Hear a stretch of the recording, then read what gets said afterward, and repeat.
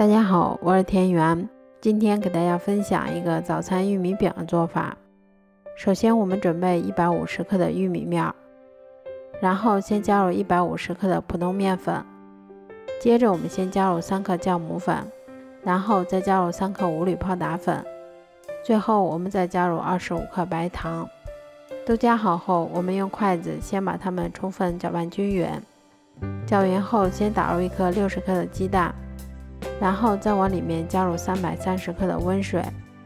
接着我们用打蛋器把它们一直搅拌成像这种细腻粘稠的糊状就可以啦。面糊调好后，再给它盖上保鲜膜，让它先醒发30分钟左右。